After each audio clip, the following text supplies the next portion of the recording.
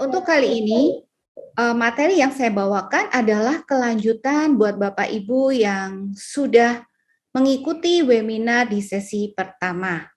Ya, boleh di-share screen. Nah, dari sini kita akan melihat kelanjutan bahwa ternyata pendeta yang mengalami pergumulan di dalam gangguan mental, Bapak Ibu, itu mengalami yang namanya insecure atau fatherless.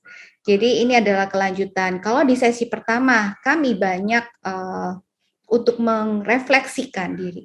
Begitu banyak sekali kami atau hamba-hamba Tuhan atau pekerja-pekerja yang mengalami kekurangan waktu dengan keluarganya, dengan istrinya, dengan anaknya.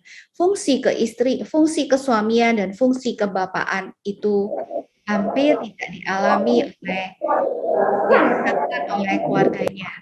Mari Bapak Ibu kita akan mengupas sampai tuntas tentang kehadiran ayah, di mana di dalam seminar ini hanya awal, nanti Pak Roy Wijanarko yang akan melanjutkan dan kita akan membuat sesi berikutnya untuk kita melihat bahwa ternyata bahwa kehadiran ayah itu sangat-sangat memegang peranan di dalam keluarga. Nah, kita baca bersama-sama ya Bapak Ibu. Pada sesi yang pertama, kita mengupas tentang pendeta yang bergumul dengan gangguan mental. Dia bahkan setiap hari waktunya tidak cukup untuk memenuhi tuntutan. Kita tahu sendiri bahwa seringkali gereja menggunakan waktu yang libur dengan berbagai kegiatan. Dan kemudian pendeta ini mengalami beban dan dia harus memenuhi harapan-harapan yang dibuat olehnya. Karena kebanyakan ada savior syndrome, ingin rasanya menolong semua orang, namun karena ada hal-hal yang nanti akan dibahas, membuat hamba Tuhan ini, pendeta ini menjadi tidak maksimal. Ingin aku menolong orang lain. Satu sisi, dia juga punya keluarga yang dia perlu bertanggung jawab. Ketika kita banyak melakukan kegiatan untuk Tuhan, dia tidak menikmati kebersamaan dengan Tuhan yang seharusnya menjadi penopang. Dia lupa bahwa dia butuh waktu di dalam keheningan untuk dia berelasi dengan Tuhan. Akhirnya pendeta ini mengatakan bahwa aku tidak ada waktu buat aku sendiri dan keluargaku karena aku sudah tidak punya tenaga menjadi ayah bagi anakku dan suami bagi istriku. Nah, Bapak Ibu bisa melihat bahwa banyak sekali ternyata bahwa kegiatan-kegiatan kita yang rasanya seperti untuk Tuhan, tapi kita lupa bahwa kita tidak memuridkan keluarga kita, anak dan istri yang seharusnya menjadi yang pertama di dalam hidup kita. Ya, mungkin sebelumnya lagi, ya, aku hampir tidak pernah tampak sedih karena aku harus kuat dan sukacita agar aku tampak rohani. Saya melihat ada beberapa teman saya, bahkan kadang-kadang ketika dia menjadi seorang pemimpin, walaupun dia mengalami sebuah peristiwa yang harusnya dia sedih, tapi dia memendam, dia mengubur rasa sakit itu, emosi itu, sehingga dia harus kuat dan sukacita. Dan itu ternyata Bapak Ibu membawa dampak. Aku pendeta, aku bergumul dengan gangguan mental. Bisa di-unmute. Next slide, Bu. Apa yang dialami oleh pendeta tersebut? Bahwa ternyata dia mengalami kelelahan fisik. Ingin rasanya kita semua, bukan hanya pendeta itu. Banyak hal yang kita menjadi hamba Tuhan, kita ingin memenuhi harapan orang lain. Kita ingin menjadi juru selamat, menolong banyak orang lain. Tapi kadang-kadang karena kesibukan kita yang terlalu banyak, sehingga kita lupa untuk kita berrelasi dengan Tuhan lebih lagi, sehingga kita sulit menemukan kehadiran Tuhan. Nah, di sini dikatakan bahwa gagal menjalankan tugas pribadi sebagai ayah dan suami. Nah, seringkali ketika hari Minggu pulang gereja, bahkan hari libur masih ada lagi, sehingga banyak sekali kalau kita melihat bahwa masalah di dalam sebuah keluarga itu ada kaitannya dengan fungsi ayah yang kurang berfungsi. Dan akhirnya dia tidak menjadi dirinya karena dia harus tampak kuat, dan akhirnya dia mengalami sebuah kelelahan jiwa dan kelelahan rohani. yang sepertinya dia kuat, namun sampai di rumah dan hari-harinya menjadi seorang yang lemah dan tidak berfungsi karena penuh dengan hal-hal yang tidak ada hubungannya dengan keluarganya, tapi dia harus di dalam keluarga rumah itu sendiri, namun hanya secara fisik. Secara emosi tidak terkait dengan keluarga, baik dengan anak. Bahkan untuk anak atau suami, untuk berbicara sesuatu yang tentang emosinya, tentang perasaan, mereka susah untuk didengarkan. Nah, disinilah terjadi sebuah kepemimpinan yang tidak bertumbuh karena rasa tidak aman. Karena juga kehilangan relasi, kehilangan waktu. Mungkin kita akan mengupas lagi nanti oleh Pak Roy, bahwa banyak hal yang tidak dialami di masa lalunya, figur ayah yang dia tidak dapat. Luka masa lalu yang belum pulih atau sembuh, diakibatkan oleh. Nah, ternyata bahwa latar belakang keluarga yang bercerai dan diasuh oleh ibu yang sibuk bekerja, juga ayah, sehingga hamba Tuhan atau bahkan kita sendiri kehilangan figur seorang ayah. Bapak Ibu, bahwa ternyata luka masa lalu, tanpa kita mengenali, tanpa kita mau belajar, tanpa kita mau menggali apa yang terjadi, mengapa, tanpa ada sebuah kesadaran atau awareness, hal ini akan membuat dampak itu yang menjadi disfungsi, ayah yang tidak berperan, dan sosok ibu sehingga lebih dominan. Ya, Bapak Ibu, untuk tentang fatherless akan dilanjutkan oleh Bapak Roy Wijanarko, yang saya pernah mengikuti workshop fatherless itu, yang sangat-sangat membuka mata hati saya, sehingga saya perlu belajar dan belajar. Dan kali ini, sebelum Pak Roy memulai, saya ingin memberitahukan bahwa kita akan melanjutkan sesi yang berikutnya. Untuk fatherless kita lebih berdalam, jadi Bapak Ibu bisa menunggu nanti sesi berikutnya, karena fatherless sangat berdampak. Silakan Pak Roy, selamat berproses. Terima kasih buat waktunya. Terima kasih Bu Widya. Tolong dibantu slide berikutnya aja. Ya. Oke, langsung dikeluarin aja Bu. Nah, tadi keadaan hamba Tuhan yang diceritakan oleh Bu Widya itu juga seringkali terjadi dalam kehidupan kita. Nah, karena sebetulnya dalam diri kita Tuhan sudah ciptakan siapa kita seharusnya kan. Tuhan menciptakan manusia dalam gambar dan rupanya. Tapi keadaan yang sekarang ini yang disebut inilah saya yang sekarang ini yang kelihatan tampak sekarang. Dan kemudian juga ada orang dari keadaan yang sekarang itu kemudian dia menampilkan sesuatu yang saya ingin orang lain pikir tentang saya. Nah, padahal ada satu segmen lagi yang disebut yang mereka pikir tentang saya juga. Nah, keempat ini yaitu yang disebut self-segregation atau pemisahan diri. Nah, seharusnya kita menjadi orang yang siapakah saya yang seharusnya. Nanti kita akan bahas di bab-bab selanjutnya jika kita akan teruskan Zoom atau webinar kita berikutnya. Nah, boleh dibantu slide berikutnya. Nah, ini adalah hal yang terjadi di masyarakat kita saat ini, yaitu bahwa seharusnya DNA gereja, DNA atau inti dari gereja itu adalah satu pemuridan, karena Amanat Agung berkata, pergilah jadikan semua bangsa murid ya. Kemudian pemuridan, dan itu menjadi sebuah core atau inti dari gereja, dan kemudian juga keluarga, karena gereja itu dibangun dari unit-unit keluarga. Kenapa? Kalau gereja kuat, berarti keluarga akan kuat juga. Jadi kalau keluarga ini dibangun akan menghasilkan gereja yang kuat kan. Kemudian gereja yang kuat akan menghasilkan masyarakat yang kuat. Nah, kalau kita lihat pergolakan sosial yang terjadi hari-hari ini, itu juga dampak dari gereja yang sebetulnya harus memperlengkapi para keluarga untuk mereka bisa menghasilkan masyarakat yang baik. Tapi kalau masyarakat yang kita terlihat seperti ini, artinya gereja masih perlu bekerja keras untuk menghasilkan perannya dan membuat keluarga-keluarga yang berfungsi sehingga masyarakat berfungsi. Dan kalau kita lihat di bagian yang sisi ini adalah kita lihat ada dampak ayah dan dampak ibu di situ, dan situ peran mereka nanti kita akan bahas juga. Dan ketika mereka keluarga terdampak itu akan menghasilkan orang-orang yang baik. Tetapi kalau keluarga ini tidak berdampak buat anak-anak, menghasilkan, saya sebut pria dulu, karena apa? Pria sebagai seorang pemimpin dalam keluarga. Nah, pria-pria yang tidak mengalami dampak dalam keluarganya akan mengalami rasa aman yang besar dalam kehidupannya, dan rasa aman, insecurity ya, itu penyebab banyaknya pernikahan yang tidak sehat. Kemudian penyebab banyaknya kepemimpinan yang buruk di slide selanjutnya, Bu. Dan kemudian juga penyebab banyaknya ketidakpuasan pribadi, serta penyebab banyak orang tidak berhasil menyelesaikan masalah mereka. Bayangkan kalau hal ini kita tidak selesaikan. Dan tadi sudah disebutkan dari luka hubungan masa lalu ini adalah rasa aman tidak berasal, rasa tidak aman ini berasal ya di slide berikutnya.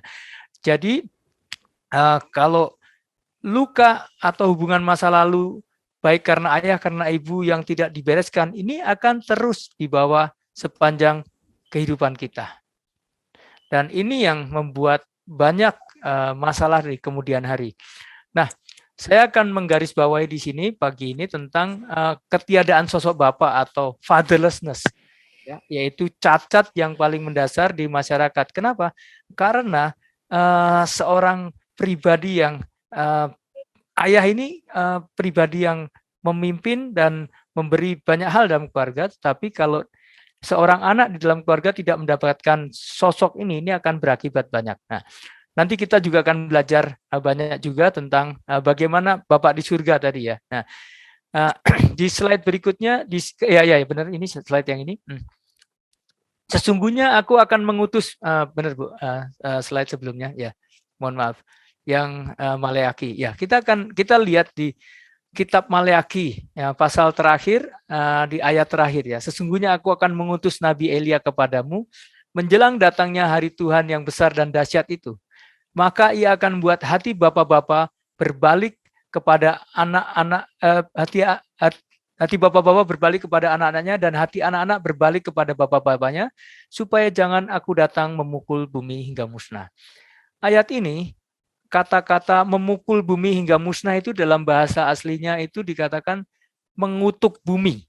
Jadi kalau hati bapak-bapak tidak berbalik kepada anak-anaknya, dan hati anak-anak, tidak cuma bapak-bapak ya, hati anak-anak tidak berbalik kepada bapak-bapaknya, Tuhan akan memukul bumi hingga musnah. Dan maka hari-hari ini kita bisa lihat hati bapak-bapak yang belum berbalik kepada anak-anak dan sebaliknya, itu menjadi sebuah keprihatinan global. Kutuk tadi itu terjadi sebetulnya.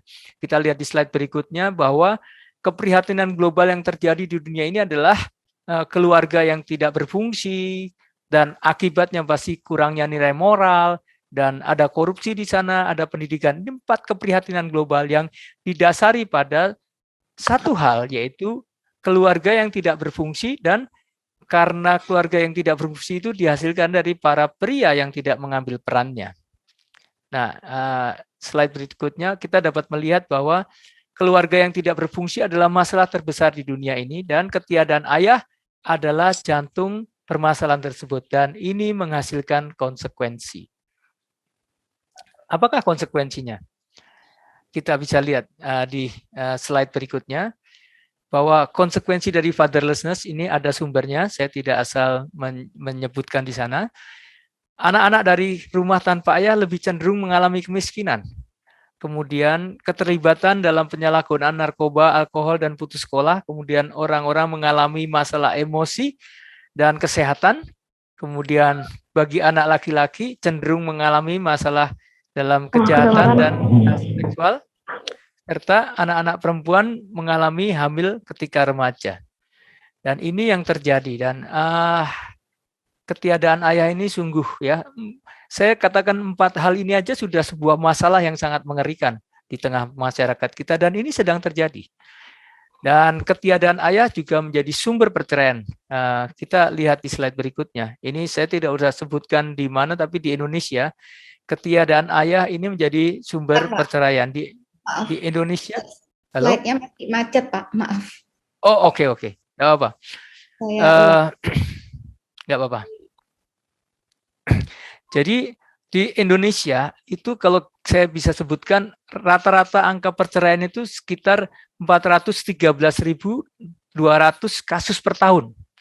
kemudian atau sekitar 34.033 kasus per bulan, atau 1.164 kasus per hari, atau 48,51 kasus per jam. Jadi kalau tadi pagi dari kita bangun tidur sampai sekian nih, sekarang sudah sekitar pukul 8 lebih sekian ya, ini sudah berapa kasus terjadi. Dan ini mengerikan, dan akibatnya besar sekali buat anak-anak ya. Dan anak-anak yang dibesarkan di dalam siklus ketakutan, siklus karena perceraian ya, kita melihat bahwa ekspektasi, karena dalam keluarga terjadi banyak ekspektasi ya. Ekspektasi itu menghasilkan sebuah performa atau kinerja.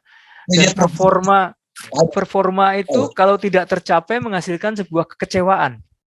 Dan kekecewaan kalau tidak terjadi, kekecewaan itu akan menghasilkan rasa malu dan bersalah, dan ini menghasilkan sebuah siklus ketakutan. Boleh dipencet satu lagi slide-nya. Nah, bayangkan ketakutan terbesar. Anak saya, suatu hari kami sudah pernah berkumpul dalam keluarga, anak-anak saya berkata, "Papa dan Mama, kami tidak pernah takut untuk menjadi keluarga yang miskin, tidak punya uang, dan sebagainya. Tapi yang kami takutkan adalah kalau papa mama tidak bersatu lagi atau papa mama bercerai." Wah, ini sangat membuat anchor dalam kehidupan saya. Di ketakutan anak itu kalau ayah dan ibunya tidak bersatu lagi. Mereka nggak takut miskin, mereka nggak takut hal-hal yang lain, tapi hal itu. Dan keluarga-keluarga, bayangkan ketika keluarga dibesarkan dalam siklus ketakutan seperti ini. Padahal Alkitab berkata bahwa kasih, ya, di dalam kasih tidak ada ketakutan. Kasih yang sempurna melenyapkan ketakutan. Kalau kita baca dalam 1 Yohanes 4 ayat 18-19. Boleh tolong dibantu slide-nya Bu Widya. Nah, di dalam kasih tidak ada ketakutan. Kasih yang sempurna melenyapkan ketakutan. Sebab ketakutan mengandung hukuman, dan barang siapa takut, ia tidak sempurna dalam kasih. Kita mengasihi karena Allah lebih dahulu mengasihi kita. Bayangkan, di dalam kasih tidak ada ketakutan. Seharusnya keluarga itu dibangun dalam sebuah kasih yang menghasilkan rasa tidak takut. Tetapi karena peran ayah yang tidak berjalan dengan baik dan menyebabkan keluarga yang berantakan, sehingga anak mengalami rasa takut dan bukan mengalami rasa kasih. Ini sudah menjadi seperti neraka. Saya sedang tidak menuduh bapak-bapak, tetapi ini sesuatu yang kita belajar bersama. Ya, jadi anak-anak pun suatu hari kalian akan menjadi bapak-bapak, sehingga kalian juga harus belajar bagaimana menjadi seorang ayah, dan tidak menyalahkan ayah kita karena mungkin ayah kita mendapat gambar atau model dari ayah yang belum belajar tentang ini. Itu sebabnya hari ini kita belajar tentang ini. Dan kalau ayah terlibat, itu dampaknya juga hebat. Tadi kita mendengar, kita melihat ayah yang tidak terlibat. Kalau ayah terlibat, anak-anak umur 0-6 tahun itu lebih cerdas daripada anak-anak yang ayahnya tidak terlibat. Nah, ini penting sekali ya. Jadi kemudian anak-anak akan mengalami perkembangan dan emosi dalam kebahagiaan yang lebih baik. Boleh tolong di-mute dulu? Ada yang berbicara tadi. Dan ini adalah kesimpulan dari dokumen FIRA atau Father Involvement Research Alliance, atau aliansi peneliti keterlibatan para ayah. Itu dari Universitas Guelph di Ontario, Kanada. Ada sekitar 150 sampai 200 PhD dan masters yang mereka meneliti keterlibatan ayah. Dan ini hasil yang mereka tuliskan, ya. Jadi kalau ayah terlibat, ada perkembangan emosi dan kebahagiaan anak, ya pastinya, karena anak itu mengalami satu bentuk yang utuh, nggak cuma ibu tapi juga ada ayah di sana. Kemudian perkembangan fisik dan jasmani yang lebih baik. Kemudian perkembangan sosial, karena ayahnya terlibat, anak itu mudah untuk bergaul secara sosial. Dan pastinya perkembangan rohani, karena di usia 6 tahun itu adalah tahun di mana dia belajar tentang gambar Tuhan. Dan gambar tentang spiritualitas Tuhan itu didapat dari gambar ayahnya. Jadi kalau ayahnya seorang yang suka memukuli ibunya, dia akan melihat Tuhan sebagai pribadi yang kejam. Kalau ayahnya suka ingkar janji, dia akan melihat Tuhan bahwa pribadi yang ingkar janji juga. Kalau dia melihat ayahnya suka ngomong kasar, dia juga akan melihat Tuhan sebagai pribadi yang seperti itu. Jadi seorang ayah itu adalah representasi dari Tuhan. Dan dia adalah seperti dalam tanda kutip Tuhan yang berkulit di dalam rumahnya. Ini penting sekali. Mohon dibantu di mute, ada peserta yang belum unmute, yang mute ya. Jadi kita di sini melihat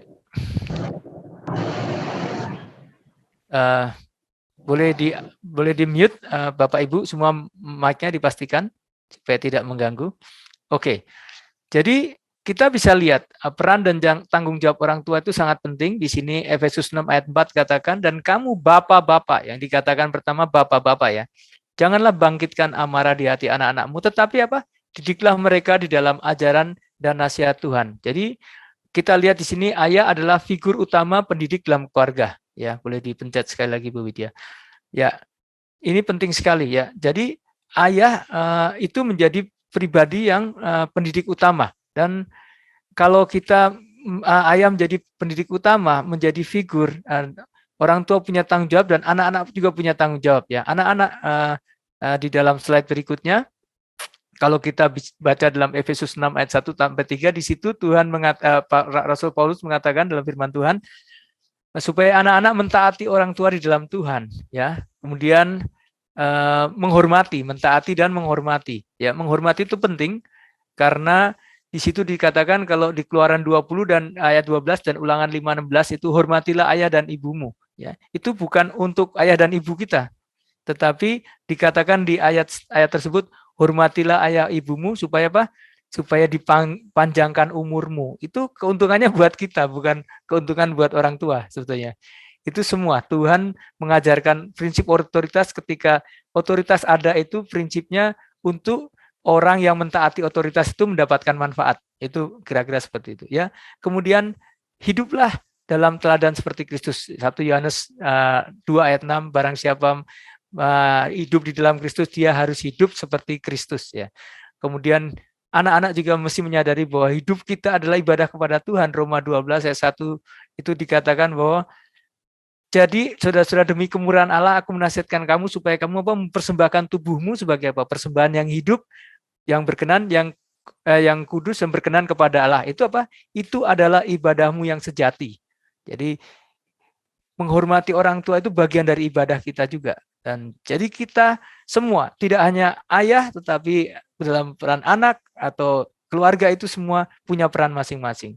Dan saya kembali kepada peran dan tanggung jawab orang tua di situ bahwa memastikan anak-anak bertumbuh secara menyeluruh dalam kebenaran di semua area hidup mereka. Ada 6 area hidup nanti kita lihat, membantu anak-anak menemukan keunikan sesuai kekuatan, talenta dan gairah atau passion mereka.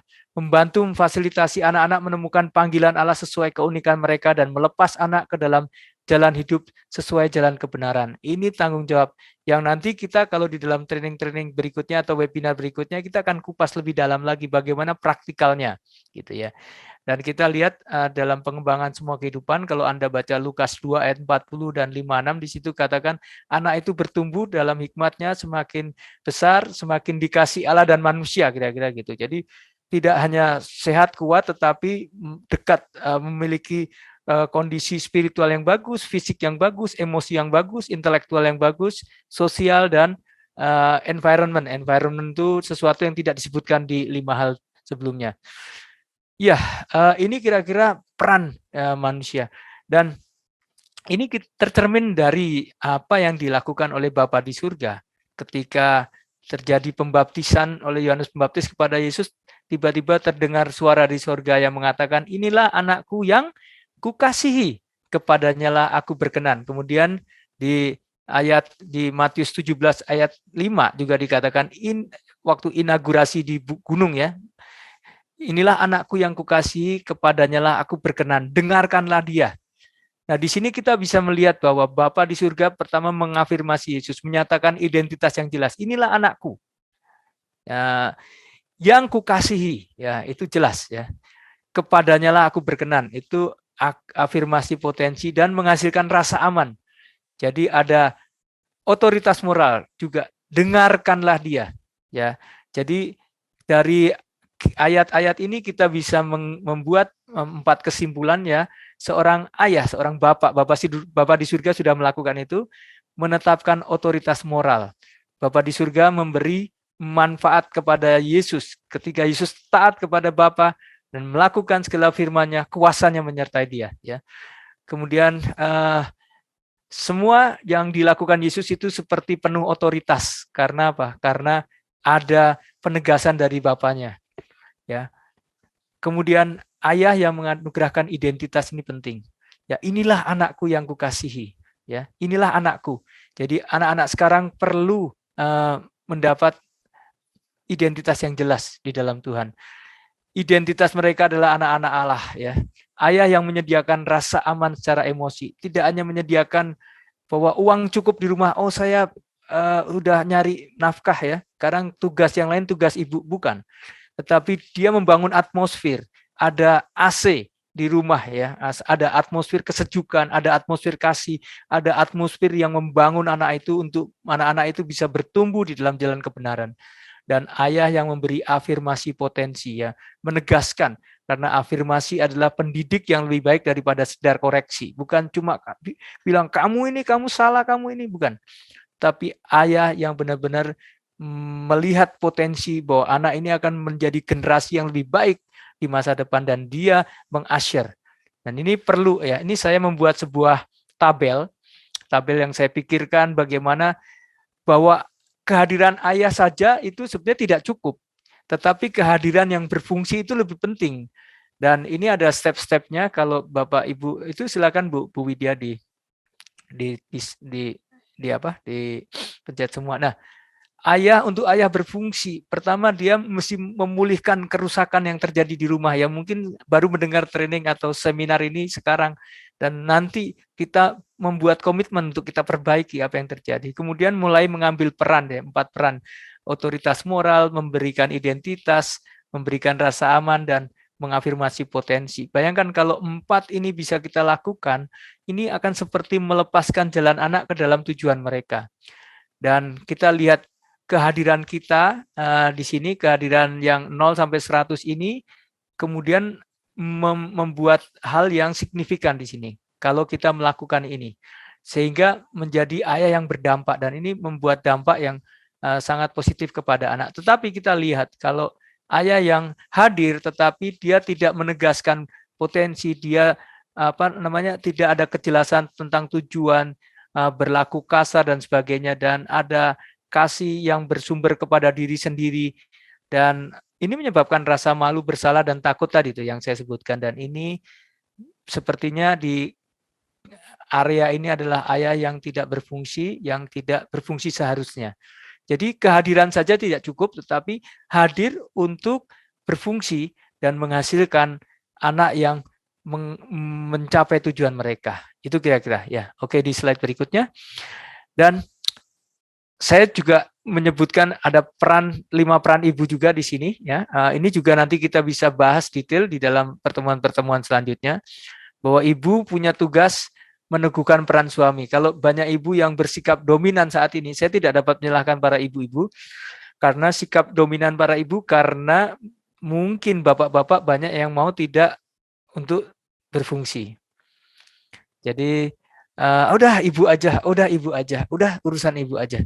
Nah, seringkali seperti itu. Saya dulu juga seperti itu, Bapak Ibu semua. Ini bukan untuk menghakimi, bukan untuk menuduh. Kedua, menanamkan keintiman. Ya, ibu itu yang memberikan rasa kedekatan. Dari kecil, waktu lahir anak itu diberikan ASI itu oleh ibu, dan ketika ASI itu diberikan ada hormon oksitosin yang dikeluarkan yang membuat kedekatan. Dan ini membuat anak itu dekat dengan ibunya, dan dia merasa dia diasuh dan ibu merasa akan mengasuh. Dan kemudian merawat dan mengasuh itu udah pasti tugas seorang ibu. Kemudian memelihara jejaring sosial di dalam keluarganya, keluarga besarnya, dengan pertemanan di sekitarnya. Dan juga yang kelima, mengurus rumah tangga, bukan mengurus sosial media ya. Jadi ibu penting untuk memastikan mengurus rumah tangga. Ini peran yang akan membantu para ayah berfungsi ya. Kalau ayah diteguhkan, itu juga berfungsi. Nah, itu membuat bahwa ibu dan ayah itu menjadi pasukan yang bersatu. Ya. Karena ayah ini adalah inisiator, pemberi teladan, kemudian ibu adalah validator tadi yang menegaskan atau meneguhkan peran dari ayah. Dia adalah pengikut yang pertama yang mendukung dengan antusias.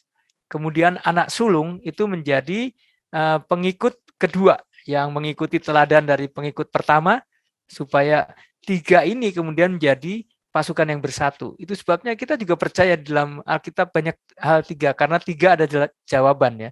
Kita punya Tritunggal. Kira-kira dalam prinsip leadership seperti itu. Nah, kemudian kita bisa melihat jenis orang tua. Kalau kita orang tua yang permisif atau tidak permisif itu apa aja boleh. Kita lihat ya di situ di dalam gambar ini, diagram ini ada 0 sampai 100 ini bicara tentang kasih sayang. Orang tua yang kasih sayangnya banyak di sini, tetapi tidak ada kendali di sini ya, kendali. Kendalinya 0, ini menghasilkan orang tua yang permisif. Ya, apa aja boleh. Jadi anak akan merasa tidak aman di sini. Nah, kemudian di sini di kelompok yang kedua ini, di kuadran yang kedua, ini kasih sayangnya 0, tetapi juga kendalinya 0. Jadi menghasilkan orang tua yang abai, ya, yang anak juga akan merasa diabaikan. Nah, kalau yang di bagian kuadran yang keempat ini adalah kasih sayangnya 0, kendalinya 100. Jadi orang tua yang otoriter, yang mengendalikan seperti militer gitu ya. Nah, ini menghasilkan anak-anak yang memberontak. Nah, yang kita harapkan kita semua dapat menjadi orang tua yang berwibawa, yaitu kasih dan di slide bentar ya Bu. Ya, kasih dan kendalinya itu berimbang ya. Ada 100% kendali, bahwa kasih saja itu juga tidak baik, tetapi kendali saja tidak baik. Jadi harus imbang antara kasih dan kendali ya. Kontrol dan kasih itu mesti imbang. Jadi ini menghasilkan anak-anak yang percaya diri dan berkemampuan. Nah, ini kira-kira yang saya sampaikan, dan bagaimana kehadiran ayah itu dapat membangun keluarga dalam surga dalam keluarga. Kita lihat slide terakhir di sini. Boleh disampaikan semuanya Bu. Nah, jadi ini adalah gambaran dari sebuah keluarga yang sangat ideal gitu ya, di mana ada kita lihat ada kasih dan rasa hormat di situ. Ada kasih tanpa ekspektasi, atau kasih yang satu arah, atau kasih yang benar-benar kasih walaupun yang saya sebut gitu.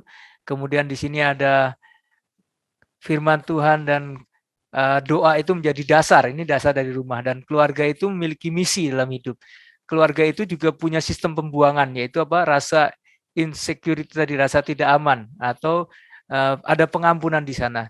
Kemudian ada apa di sini? Ada jendela di mana keterbukaan dan transparansi. Ini ada altar di mana altar secara personal dan punya altarnya keluarga ya. Kemudian di sini ada di dalam tempat tidur ini ada keterbukaan, kejujuran dan keintiman. Kemudian keluarga ini punya pendingin, air condition atau AC, yaitu atmosfer yang dibuat di dalam keluarga itu. Kemudian ada sikap hamba di dalam keluarga itu. Kemudian ada skill, ya, komunikasi skill. Kemudian ada skill untuk menangani konflik, dan anak-anak juga diperlengkapi dengan skill-skill tertentu. Dan keluarga ini ada di dalam tubuh Kristus, dalam akuntabilitas tubuh Kristus. Bisa bayangkan betapa hebatnya keluarga-keluarga yang seperti ini, di mana keluarga itu menjadi sebuah pasukan yang bersatu, ayah, ibu, anak bersatu semua, menghasilkan sebuah keluarga yang berdampak. Kira-kira ini pemaparan kami untuk sesi hari ini. Hal yang sederhana yang kami bagikan, karena kemudian nanti kita akan bahas dengan sesi-sesi berikutnya, dan saya kembalikan kepada moderator. Terima kasih, Tuhan berkati.